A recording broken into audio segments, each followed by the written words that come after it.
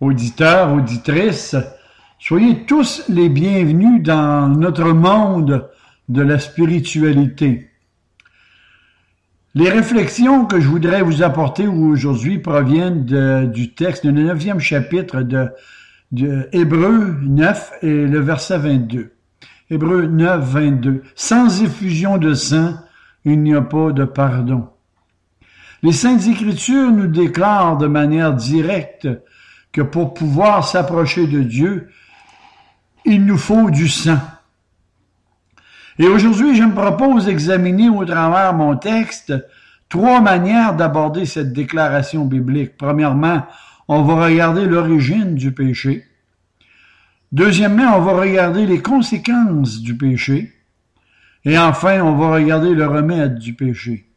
Voilà bien brièvement la brochette spirituelle que je vous propose aujourd'hui, chers auditeurs, chères auditrices. Et avant d'élaborer mes réflexions, il serait bon que vous notiez ceci auparavant. Lorsque vous voulez distribuer la parole de Dieu autour de vous, il est essentiel et primordial que votre comportement envers la parole de Dieu se doit d'être en quelque part contagieux ou contagieuse auprès de ceux que vous aimez. Et avant tout, il faut que la prière précède toute priorité et de réfléchir comme un enfant sur cette parole et surtout que cette parole soit dans vos cœurs comme tout ce qu'elle était pour Jésus, c'est-à-dire simple comme une colombe et rusée comme des serpents.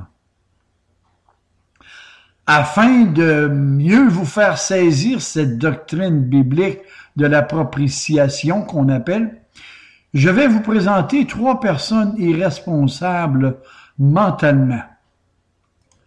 Premièrement, imaginons qu'un soldat vient de tomber dans un champ de bataille. Il est grièvement blessé et lorsque le médecin l'examine, notre soldat le questionne. Écoutez et jugez vous-même de sa folie. Est-ce qu'il va ouvrir ses yeux avec angoisse? Va-t-il demander au médecin si sa blessure est sérieuse?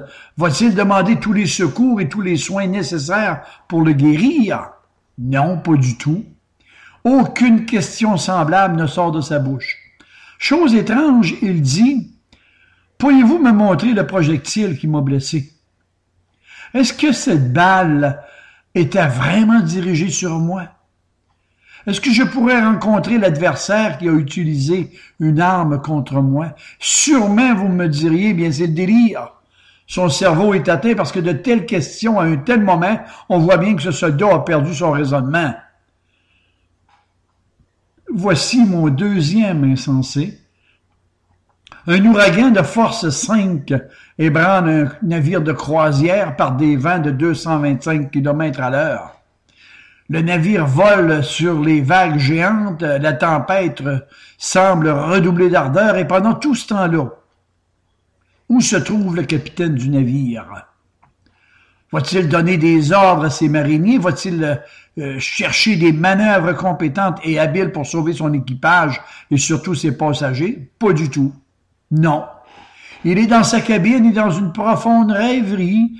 Il cherche l'origine de la tempête et avec des calculs absurdes, il perd beaucoup de temps à essayer de résoudre l'origine des vents. Mais il est hors de sens, me diriez-vous, qu'on retire immédiatement le gouvernail de ses mains? Il n'a plus sa raison et si jamais l'on touche la terre, bien, on va se presser de l'interner dans un asile psychiatrique. Quant à ma troisième personne insensée, chers auditeurs, chères auditrices, il est possible que je n'ai aucune difficulté à la trouver parmi vous aujourd'hui. Voici une personne qui est malade, blessée par le péché, exposée au terrible ouragan de la colère de Dieu. Et la question qu'il me propose est celle-ci. Quelle est l'origine du mal? Quelle est la source du péché qui habite en chacun de nous?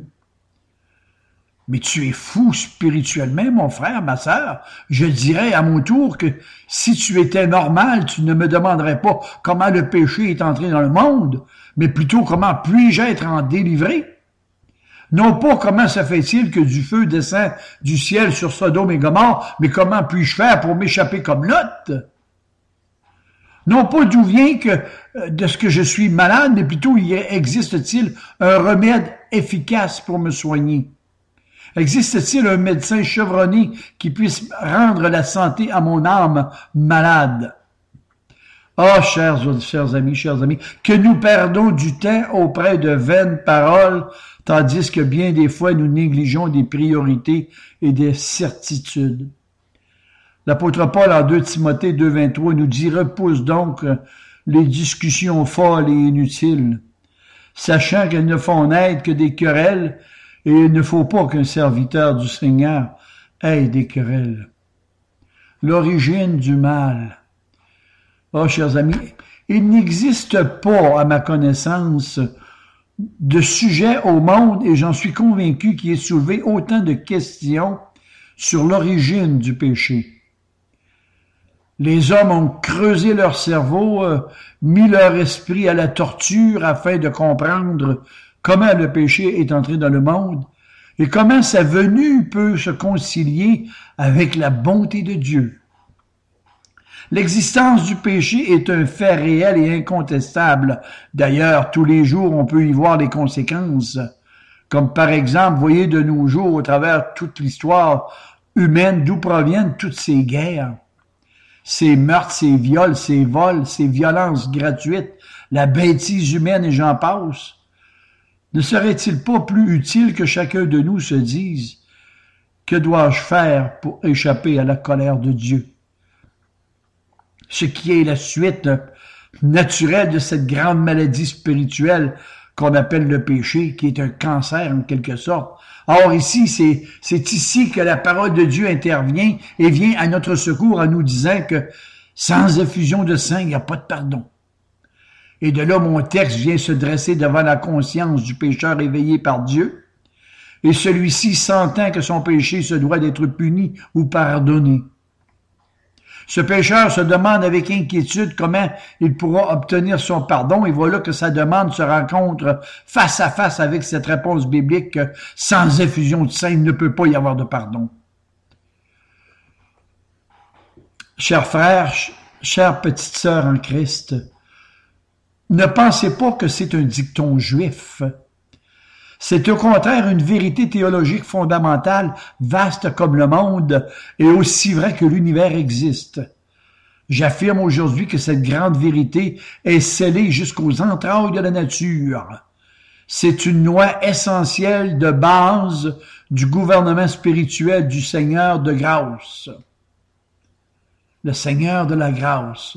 C'est un principe fondamental que partout et toujours que cette doctrine, ce précepte, cet enseignement ou énoncé de règles va subsister jusqu'à la fin des temps, car le ciel et la terre disparaîtront un jour, mais ma parole subsistera éternellement. Sans effusion de sang, il n'y a pas de pardon. Mon texte est pour ainsi dire logé dans les cœurs de tout être humain. En fait, c'est la loi divine qui le proclame. Et en plus, je suis convaincu qu'aujourd'hui, il y a dans vos consciences une toute petite voix qui vous dit que pour réconcilier l'âme coupable avec un Dieu de sainteté 3 fois saint, que ses yeux sont trop purs pour voir le mal, il ne peut regarder les iniquités, il faut que le sang coule. C'est-à-dire qu'il faut qu'une victime innocente soit immolée à la place du pécheur. Et je me répète, c'est une des grandes vérités du christianisme. Et c'est cette vérité que Dieu le Saint-Esprit veut buriner dans vos cœurs maintenant. Est-ce que vous comprenez ce que j'essaie de vous dire? Que sans effusion de sang, il n'y a pas de pardon. Mais je vous entends réfléchir et j'ai anticipé votre question. De quelle effusion de sang est-il parlé dans mon texte? L'auteur inconnu de ce texte sacré du Nouveau Testament avait-il en vue un sacrifice particulier lorsqu'il écrivit ces paroles inspirées d'en haut? Eh bien oui. Eh bien oui. Un sang d'un prix infini, d'une valeur inestimable, a été répandu un jour et c'est de cette effusion de sang que j'aimerais porter votre attention afin que vous vous rappeliez que ce sang nous concerne tous individuellement. Si mes réflexions d'aujourd'hui sur ce sujet prennent place dans vos mémoires et dans vos cœurs, dans mon être intérieur, dans mon cœur, je crois que la parole aura atteint sa destination. Et notez qu'il n'est pas question dans mon texte de meurtre ou de massacre. Il ne s'agit pas non plus d'agneaux ou de boucs égorgés sur un autel d'Holocauste offert aux dieux de ce monde par les hommes. En Hébreux 10, il est écrit que tout sacrificateur fait chaque jour le sacrifice et le service et offre souvent les mêmes sacrifices qui ne peuvent jamais ôter les péchés. Et lui, Jésus, après avoir offert un seul sacrifice pour les péchés, s'est assis pour toujours à la droite de Dieu. Maintenant, portez attention à ce que je vais vous dire. Il y a plus de 2000 ans, un sacrifice auprès duquel tous les autres offrandes et holocaustes ne valent absolument rien. C'était un Dieu qui verse son sang. C'était le Fils éternel de Dieu, sa majesté divine qui est le Seigneur de l'univers, le grand monarque du ciel qui a répandu son sang sur une croix pour nous. Et en consultant les évangiles, il nous est écrit qu'il a transpiré une sueur sanglante dans un jardin nommé Gethsémani. Je dirais que ce n'est pas la sueur d'un homme qui travaille pour son pain, mais beaucoup plus la sueur d'un Dieu qui travaille pour le ciel, pour toi. Et en continuant le récit de la passion du Christ, nous constatons qu'il a été flagellé. On a aussi placé sur sa tête une couronne d'épines pour se moquer de lui. On l'a frappé au visage. On a ri de lui. On lui a craché au visage. Notez que ce sont spécifiquement des chefs religieux fanatiques qui ont craché sur Jésus et non pas les soldats romains.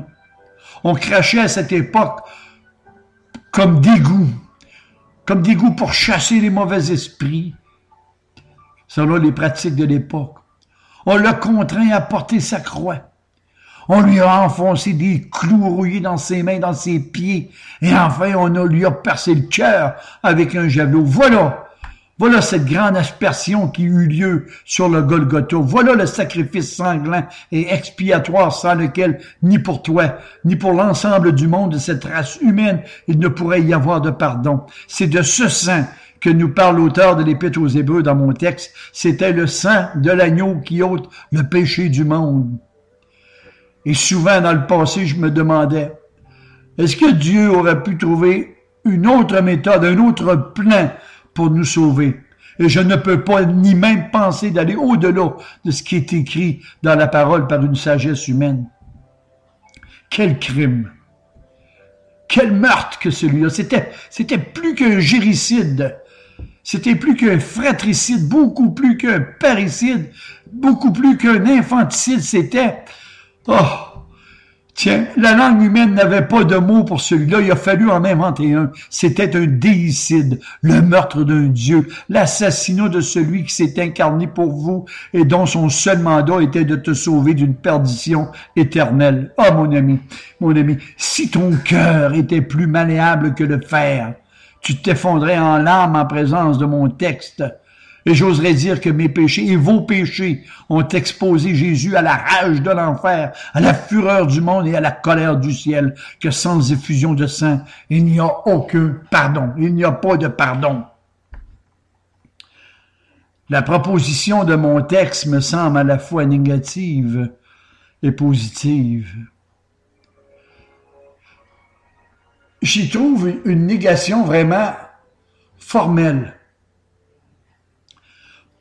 C'est-à-dire que pas d'effusion de sang, il n'y a pas de pardon. Et j'y trouve une affirmation implicite que je peux formuler à peu près comme ceci. Par l'effusion de sang, il y a le pardon de mes péchés.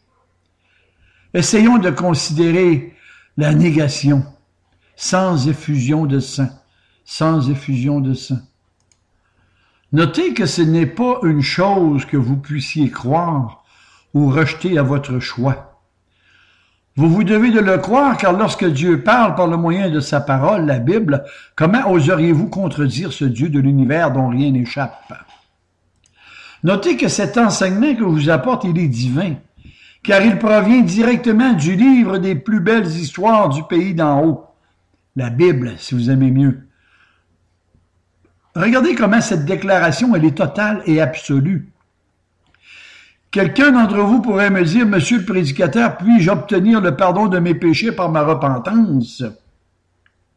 Si je pleure, si je gémis dans mon cœur et si je prie de toutes mes forces, est-ce que Dieu va me pardonner? Est-ce que tous mes efforts pour me débarrasser de mes péchés seraient pris en considération par le Seigneur? Mon texte dit que sans effusion de sang, il n'y a pas de pardon. Une autre personne pourrait aussi me dire, si je ne pêche plus et que je sers Dieu avec zèle, fidélité, qu'aucun de mes semblables, est-ce que le Seigneur me pardonnera par mon obéissance? Sans effusion de sang, il ne peut y avoir de pardon. Voilà la réponse de mon texte. Mais vous, aujourd'hui, vous pourriez me dire, écoutez, si je me confie en la miséricorde de Dieu, est-ce que je serai pardonné de tous mes péchés sans que j'ai besoin de recourir à un sacrifice ou faire des pénitences pour gagner mon ciel? J'ajouterai à cette réponse que c'est incroyable de ce que les gens peuvent imaginer pour gagner leur ciel, comme si ce dernier était en quelque sorte une forme de loterie. Le salut est par grâce. Une grâce imméritée pour des gens en disgrâce comme vous. Elle est gratuite, cette grâce. Et néanmoins, la réponse de mon texte est encore sans équivoque. Elle reste la même. Sans effusion de sang, il n'y a pas de pardon.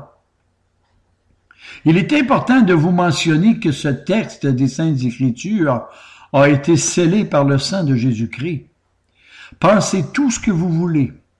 Vous pouvez même rejeter mon texte aujourd'hui. Mais je vous le dis en vérité que vous ne parviendrez jamais à obtenir le pardon de vos péchés qu'à la seule et unique condition des balises et des normes que Dieu a établies lui-même. Aussi de placer totalement votre confiance dans sa grâce irrésistible et dans le sang qui a été répandu par son sang sur la croix du Calvaire. Mon texte n'est pas seulement absolu quant à son application, mais il est aussi universel parce qu'il s'adresse à tous les êtres humains. Tiens, en voici un autre qui arrive et qui me dit, quoi? Vous me dites, je ne peux pas obtenir le pardon de mes péchés que par l'effusion de sang, me demande le premier ministre, un président d'une compagnie multinationale, ou même encore le pape qui me montre sa crédibilité et sa gloire. Et mon texte répond encore, sans effusion de sang, il n'y a pas de pardon. Maintenant, voyez arriver l'homme de science tout chargé de ses diplômes, de ses titres de distinction universitaire qui me disent « Est-ce que mon grand savoir peut obtenir le pardon de tous mes péchés? » Impossible, répond encore mon texte, que sans effusion de sang, il ne peut pas y avoir de pardon. Auditeurs, auditrices, devant mon texte, que ce soit le PDG d'une compagnie, que ce soit le riche, le pauvre, l'homme en santé, les personnes malades, les clochards, l'homme religieux pour le meilleur comme pour le pire, je vous dis qu'il n'y a aucun espoir de salut pour qui que ce soit sans effusion de sang. Et une des raisons qui me font aimer l'évangile de Jésus, c'est qu'il est essentiellement égalitaire. Oh, que j'aime avoir le riche, moi! J'aime voir le riche et le pauvre se rencontrer au pied de la croix et de les voir ensemble, main dans la main, démêler leurs péchés qui étaient plus nombreux que la pluie du ciel et le sable de la mer, tous leurs péchés lavés, pardonnés par cette unique effusion de sang de Jésus. Venez tous à l'invitation de cet évangile de grâce. Venez tous, riches, pauvres, mendiants, pécheurs, pécheresses. Venez tous! Car mon texte est pour chacun de vous. Et le seul pardon possible pour vous ne peut que se trouver dans les artères et les veines de Jésus-Christ. Et notez que ce pardon est un fait accompli. Le sang a été versé et le pardon, il est déjà obtenu. Tout à l'heure, je vous ai conduit et guidé passant de Gethsémani au Golgotha pour vous faire assister à cette effusion de sang. Mais maintenant, allons ensemble dans un autre jardin et sur une autre montagne. Voyez, c'est un jardin calme, d'où la sérénité côtoie la tranquillité.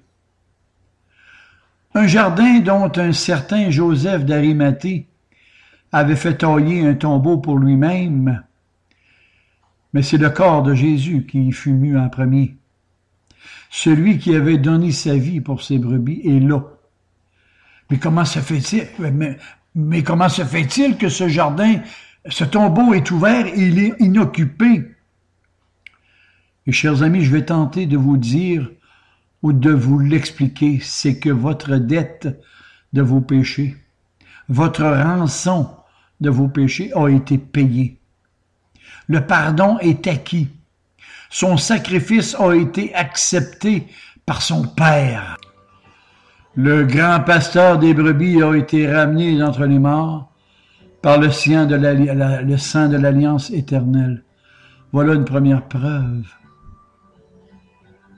L'autre preuve, elle est encore beaucoup plus évidente. Venez avec moi sur une autre montagne, sur la montagne des Oliviers, et voyez Jésus levant ses mains vers ses disciples, montant majestueusement vers le ciel. Mais pourquoi quitte-t-il la terre? Et l'apôtre qui a écrit mon texte sans effusion de sang répond à ma question. Mais lui, en parlant de Jésus, mais lui, parce qu'il possède un sacerdoce qui n'est plus transmissible, c'est-à-dire que son sacrifice a été parfait. Parfait.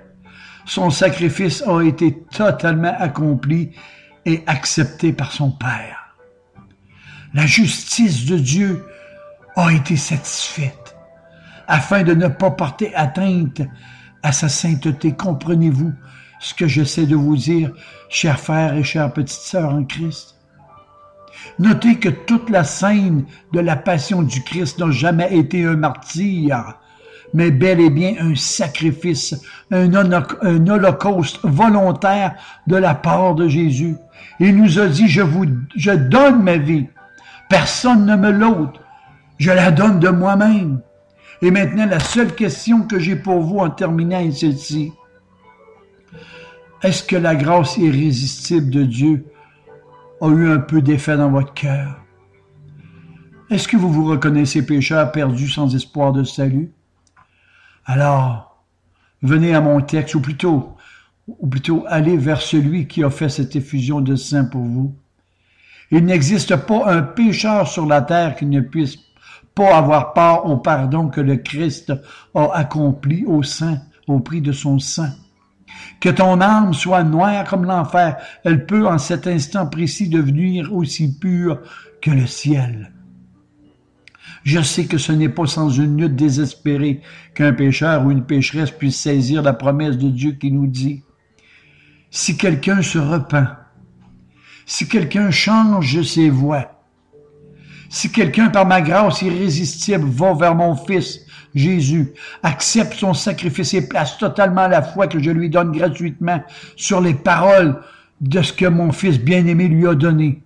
Je vous le dis en vérité et en vérité que cette personne est en droit de me réclamer le salut de mon âme par ma grâce que je lui accorderai, et je ne mettrai jamais dehors celui ou celle qui vient à moi. Chers auditeurs, chères auditrices, si vous êtes attirés spirituellement par cette grâce irrésistible vers les choses spirituelles, j'aimerais vous dire que c'est Dieu le Saint-Esprit qui a fait cette œuvre dans vos cœurs. Certainement pas moi, oh non, car je ne suis qu'un pauvre serviteur au service de Sa Majesté. Toute la gloire doit lui revenir. Amen. Amen. Et maintenant, c'est à vous d'écrire la suite de ce merveilleux récit. Que le Seigneur vous garde.